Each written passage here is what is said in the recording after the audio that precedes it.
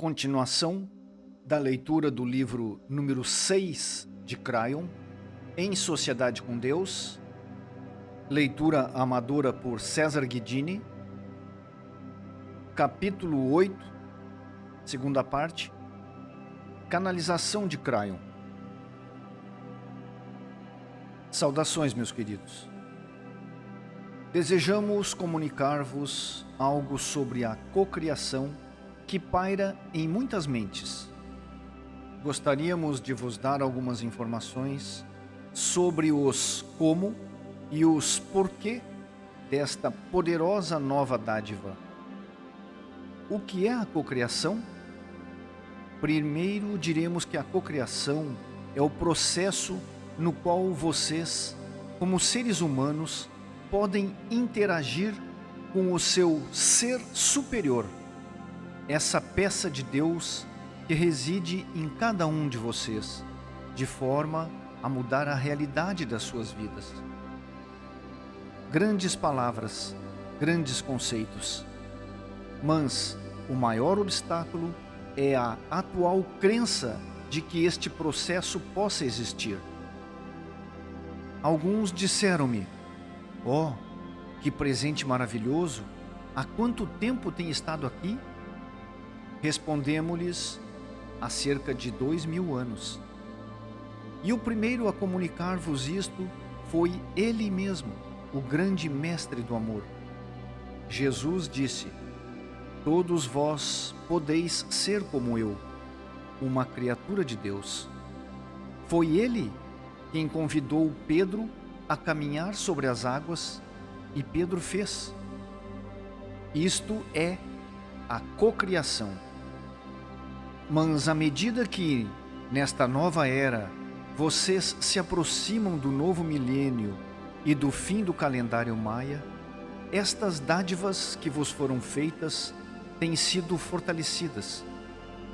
Têm, portanto, uma ação muito mais intensa do que tinham no tempo em que o Mestre do Amor caminhou sobre o planeta. Neste momento, a informação avança no sentido de saber como fazer para que as dádivas atuem, bem como sobre as qualidades que as envolvem.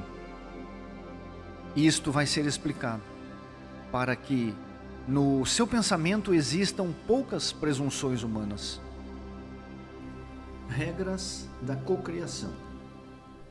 Quais são as regras da cocriação? Vocês podem me perguntar. Não há muitas, mas geralmente uma das principais é mal interpretada. Por isso, vamos clarear. Vocês só podem cocriar realidades para vocês mesmos. Alguns me perguntam: Cryon, isto porventura quer dizer que não podemos rezar pelos outros? O que acontece com a energia de um grupo que reza em conjunto pela cura dos que mais necessitam? Vamos dar-vos um exemplo e vamos, mais uma vez, usar o do trem. Então é assim: numa linha estão dois trens. Um é o seu e o outro pertence a outro ser humano. Cada um de vocês pode fazer o que quiser com o trem do outro, sempre que seja para o melhorar. A máquina está ali, tomando fôlego, pronta para avançar. Em relação à máquina do outro ser humano, e se assim o entenderem, é-vos permitido passar óleo, limpá-la, pintá-la, puxar o brilho, polir, enfim, deixá-la mais bonita, fazê-la sentir-se em paz e dar-lhe confiança. Tudo vos é permitido, exceto uma coisa: não podem alimentar o seu fogo, não podem fazer nada para fazê-la avançar. Quanto ao seu trem, é permitido tudo, inclusive alimentar o fogo colocando carvão na caldeira para que avance. Assim, a velocidade e a direção que a sua máquina tiver é a decisão sua e só sua. Só vocês podem fazer movimentar a sua própria máquina. Por acaso estamos querendo dizer que não podem rezar por outros? Não.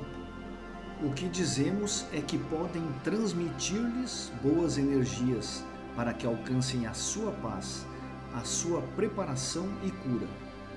Mas, meus queridos, só eles podem fazer com que as suas vidas avancem. Só eles podem equilibrar-se a si próprios com a sua própria intenção. Curadores, ouçam isto, pois já o dissemos antes e está diretamente ligado à cocriação, e muitos de vocês já o entenderam claramente. Alguns facilitadores receberam pessoas que voltam uma e outra vez, pedindo-lhes sempre a mesma cura. Vocês preparam-nos, equilibram a energia à sua volta e fazem com que a cura esteja disponível para eles. Ou seja, preparam tudo para que eles possam avivar o fogo do seu trem. Vocês tiram as pedras do caminho e, quando eles se levantam da marquise, estão novamente em paz e prontos para desenvolver o seu potencial divino. O processo é deles. E conforme escolham, podem ativar a máquina do seu caminho com intenção ou não. Podem, inclusive, escolher fazer marcha ré e voltar às estações para que vocês os preparem novamente. Para além do que fazem, não há mais nada que, como curadores, vocês acrescentar para eles avançarem. Compreendam, no entanto, que os facilitadores têm um papel muito importante, pois existem muitos humanos que necessitam deste tipo de equilíbrio até que eles próprios possam alimentar as suas máquinas e avançar com a sua própria intenção. Como resultado, o facilitador da cura é frequentemente o catalisador para que os seres humanos se liguem ao seu poder, equilibrando-lhes a energia e preparando-os para avançarem por si mesmos. Quando chega a hora de fazer avançar o trem pelo seu próprio percurso, o caminho é feito individualmente e não se leva ninguém acompanhando. Esperamos que este exemplo deixe bem claro como podem rezar pelos outros e como só podem cocriar para vós próprios, através da intenção. Só podem movimentar a si próprios dentro dos seus próprios contratos. Sobre a intenção. Já vos dissemos que a intenção é extremamente poderosa, uma vez que ela contém a sabedoria do próprio Espírito. Pense um pouco no significado de cocriação. Aqui reside a mecânica da nova ferramenta e da nova dádiva, visto que co significa você e o Espírito. Neste caso, o Espírito é o seu ser superior, a peça de Deus e peça do amor, que transporta consigo proveniente da grande fonte central. Cria-se negatividade para os outros? Algumas pessoas disseram-me: esta história da cocriação é uma coisa perigosa. Nós, humanos, podemos criar coisas más para os outros. Se não tivermos cuidado, pode, inclusive, levar-nos a criar coisas más para nós próprios. Para isto, nós dizemos: ó queridos, libertem-se dos seus medos. Lembrem-se dos axiomas. Número 1. Só podem criar para vocês próprios. Não podem fazer para os outros. E 2. A palavra cocriação refere-se à sociedade com Deus. Vocês não percebem o ponto sagrado que cria a intenção espiritual. Ainda não entenderam o significado deste co? Quando, por qualquer motivo, expressam a intenção de querer caminhar de mãos dadas com o Espírito de Deus, não há nada de diabólico ou obscuro que possa chegar às suas vidas. O diabólico, define-se como uma essência totalmente carecida do amor de Deus. Enquanto permanecerem de mão dada com a cocriação espiritual, estão a criar com Deus.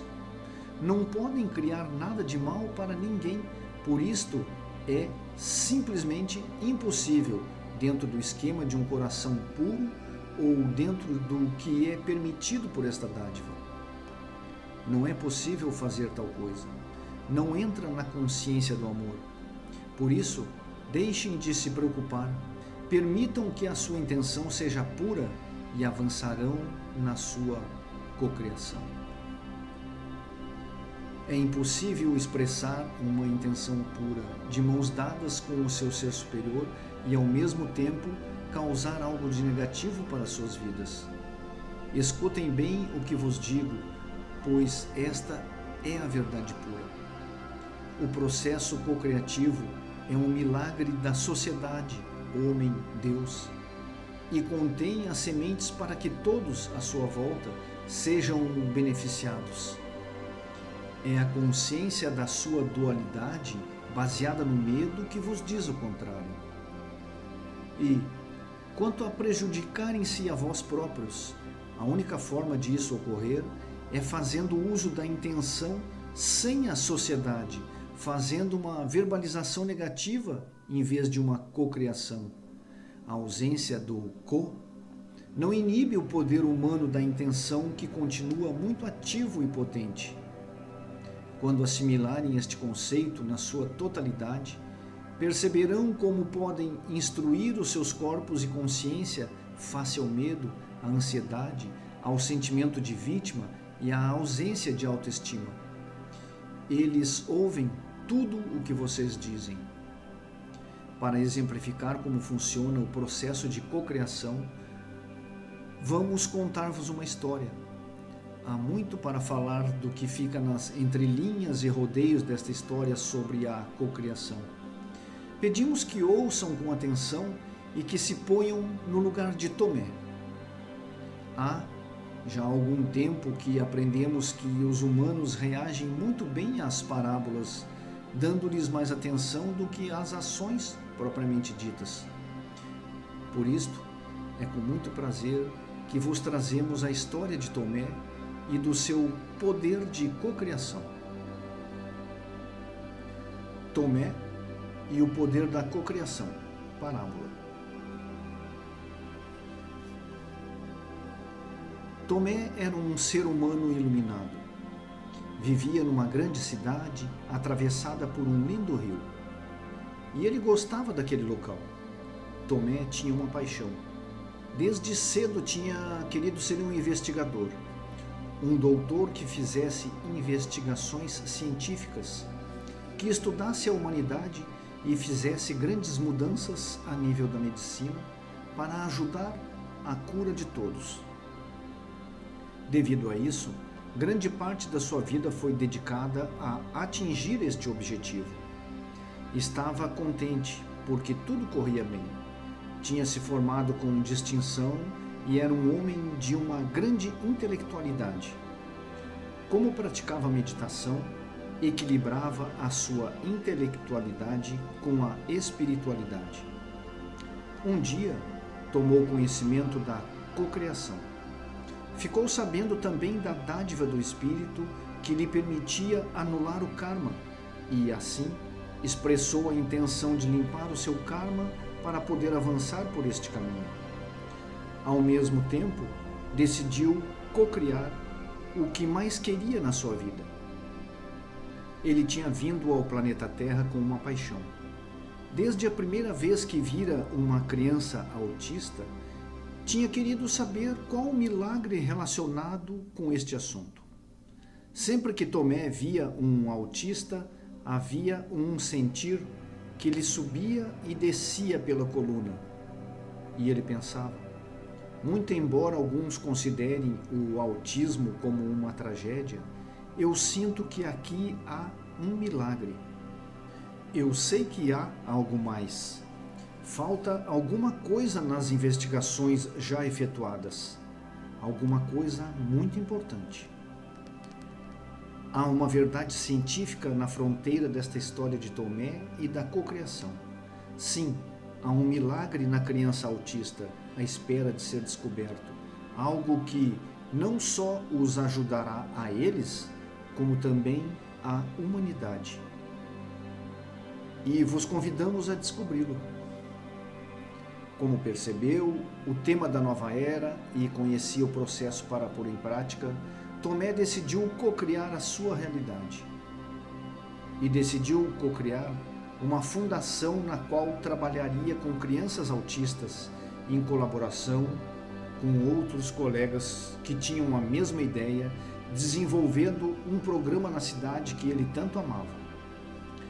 Talvez parecesse um empreendimento muito grande, mas era a sua paixão.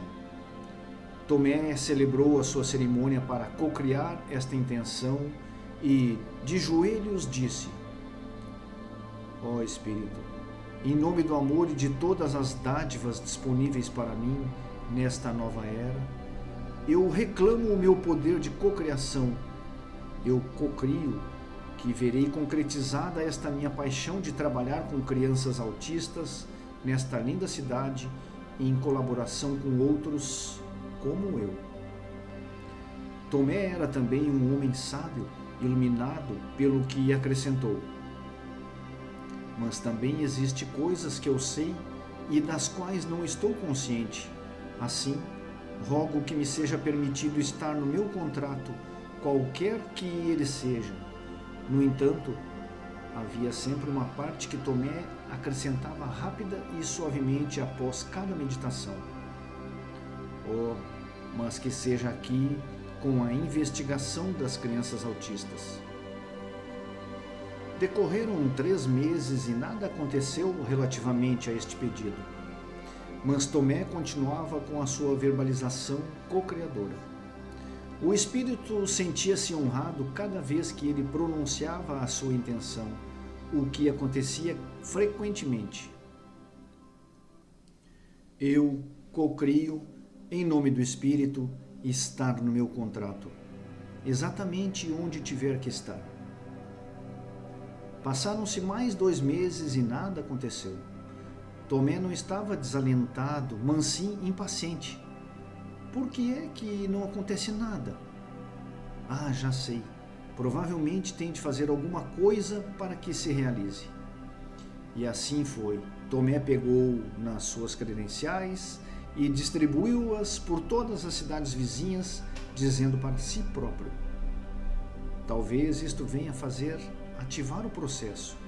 Isto começará a fazer andar a fundação e isto despertará interesse. Tomé estava certo, pois o Espírito estava à espera que Tomé desse o primeiro passo e compreendeu que ele se tinha esquecido de participar fisicamente no trabalho de cocriação do milagre. Quase imediatamente recebeu uma carta cujo remetente era um médico. Quando a abriu, sentiu um arrepio subindo e descendo pela sua coluna vertebral, indicador de que algo especial estava acontecendo. Em voz alta, Tomé disse: Ó, aqui está uma janela que se abre. Obrigado, guias. Eu reconheço estes sinais. Seja o que for que venha nesta carta, faz parte daquilo que eu tenho de fazer.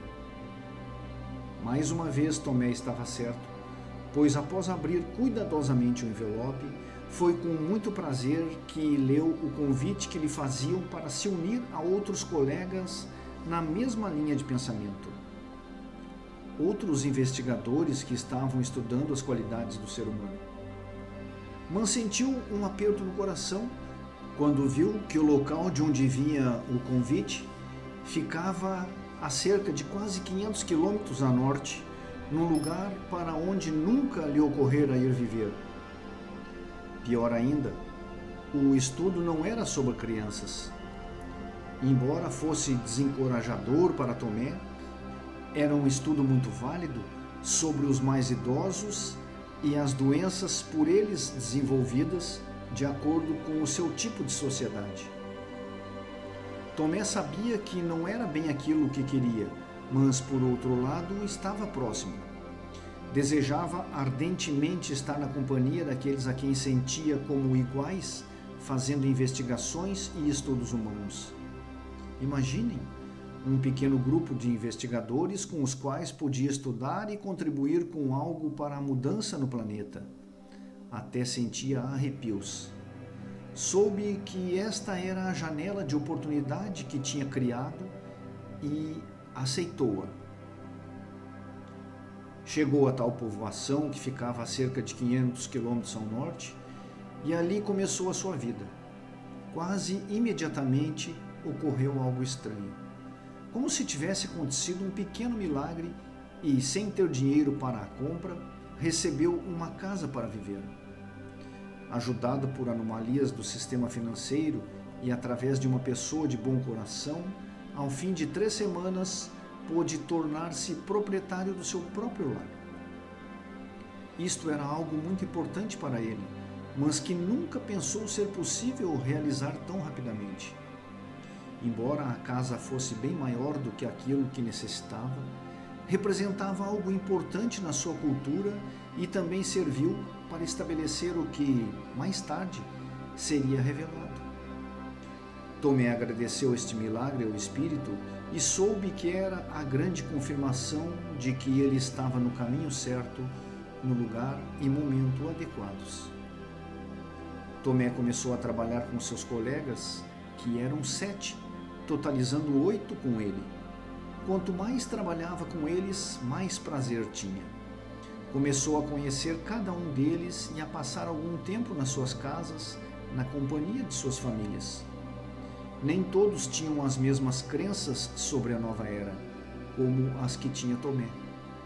Na realidade, alguns ainda tinham as crenças da velha energia religiosa e pertenciam às tribos de Davi, mas na mente de Tomé eram todos príncipes e princesas, pois partilhava com eles o seu amor pela humanidade, pelo trabalho, a compaixão da investigação e nunca os ajuizou sobre suas crenças ou heranças.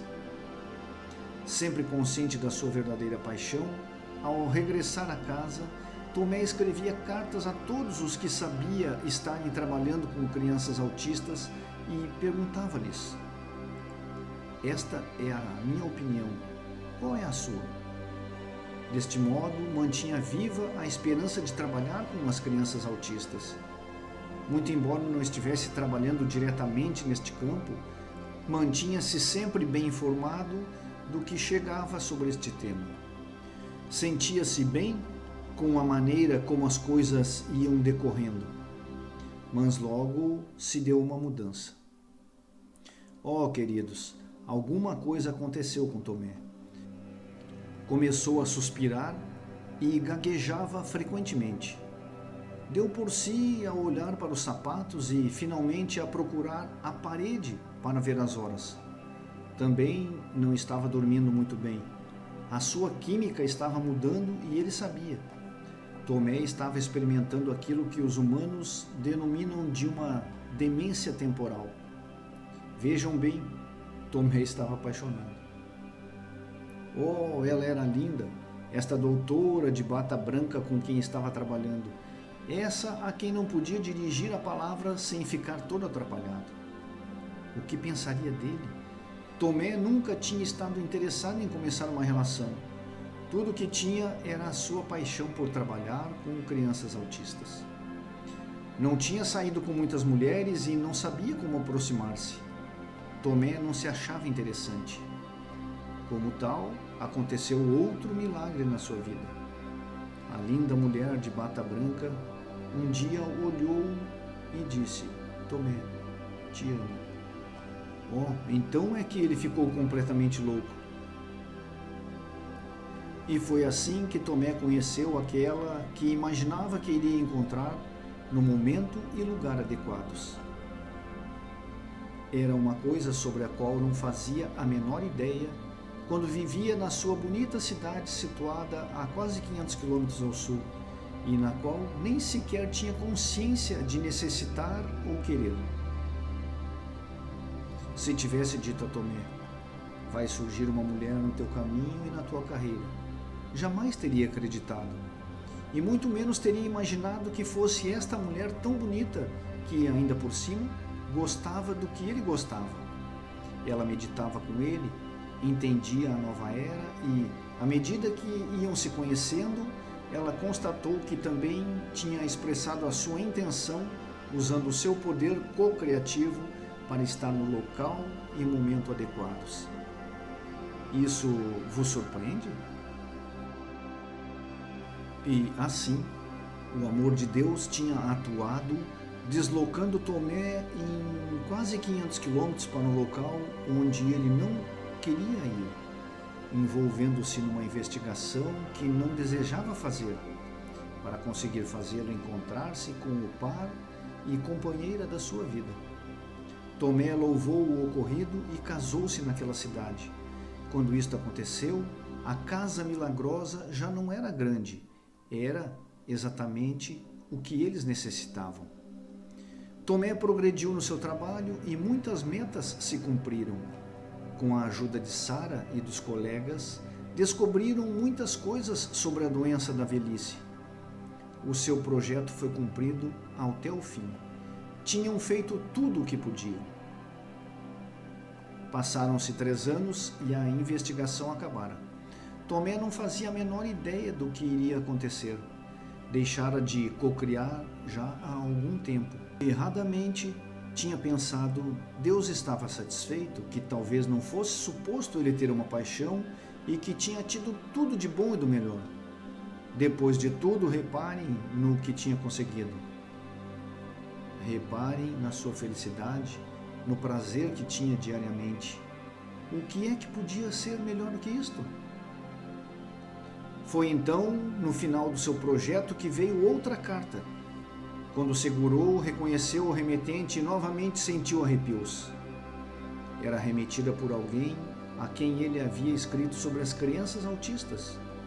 Colocou a carta na mesa, olhou-a e disse: "Oh, nem sequer quero abri-la. Isto é inacreditável." Enquanto olhava para a carta, todas as verbalizações das suas meditações passadas vieram novamente ao seu presente. Ele tinha o costume de dizer: "Ó Espírito, eu cocrio que estarei no meu lugar doce, no tempo e momento adequados." Tomé não aguentou a expectativa e abriu a carta que dizia: "Querido Tomé, surgiu uma oportunidade de vires trabalhar para a cidade onde nasceste e temos fundos para poder fazer investigação sobre as crianças autistas. Seria possível reunir uma equipe de colegas e voltar a casa?" Tomé estava incrédulo. Compreendeu numa visão global de tudo o que tinha acontecido, do quão adequado e oportuno tudo tinha sido. Celebrou com a sua mulher o fato de o Espírito nunca ter se esquecido dos dados que ele declarara no seu pedido original. "Quero estar no local e momento adequado. Quero ser tudo o que devo ser." E foi assim que Tomé levou os colegas com quem havia trabalhado com sucesso para a sua cidade natal, quase 500 quilômetros a sul, e começou a trabalhar com eles, que conhecia tão bem, com quem fizera grandes coisas e que tinha participado no lugar doce de Tomé. Há um grande amor ligado à história de Tomé, a qual devemos analisar para que vocês o possam aplicar nas suas vidas. Mas vejam bem, esta história ainda não terminou. Não, há mais. É algo glorioso, valioso, cheio de amor, cerimonial e honra. A mulher de Tomé, Sara, deu à luz um filho, a que chamaram João. E, meus queridos, tão cedo quanto foi possível determinar, concluiu-se que era autista. Sara e Tomé dirigiram-se ao seu altar e, como possuíam a visão global da vida, eram iluminados e tinham a sabedoria do Espírito. Celebraram este acontecimento. Trouxeram o seu filho e sentaram no chão em frente a eles. Ele os olhou com seus grandes olhos, com os olhos de uma pessoa que tinha recebido uma dádiva do Espírito.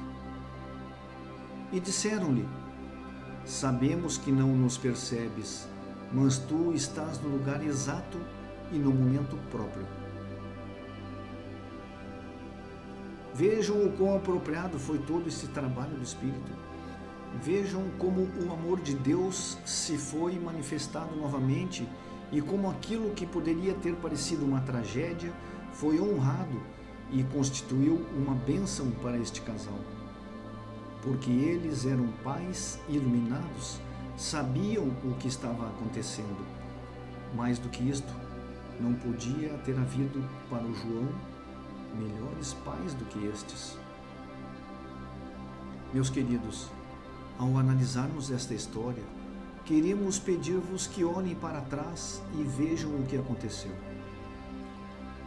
Tomé aplicou a sua intenção para que acontecesse o que ele queria e necessitava. A primeira coisa que aconteceu foi nada. Tomé compreendeu que ele fazia parte do co-espírito humano. E foi aí que começou a enviar cartas. Estava impaciente, mas o espírito não. Decorreram 3 anos até o momento em que ele conseguiu parcialmente o que tinha pedido. Ele já estava noutra cidade, fazendo coisas que nem sequer sabia que tinham que ser feitas, mas que não eram o que tinha pedido. Tomé foi abençoado em todos os aspectos. Quando era necessário, recebia confirmações.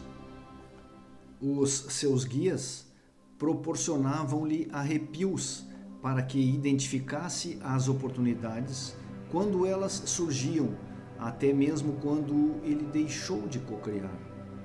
Ele sabia quando as coisas eram suficientemente boas, e o Espírito cumpriu a sua parte do contrato quando chegou o momento oportuno para o fazer. Foi então que Tomé e Sara receberam a dádiva final. Uma dádiva que Tomé nunca tinha imaginado ser apropriada, mas que de fato o era, de acordo com o seu pedido. Percebem agora como, partindo da visão global, o Espírito maneja os tempos? Entendem que nem tudo é o que parece? Entendem que uma grande parte da cocriação com o Espírito é a paciência e a fé? Tomé compreendeu e o seu contrato foi cumprido. Repararam que os que rodeavam Tomé também foram ajudados devido à sua fé e à sua paciência?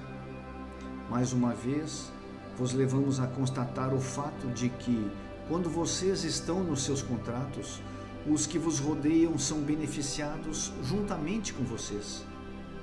Ainda que vocês cocriem somente para vocês próprios, também quem vos cerca muda frequentemente com o seu processo.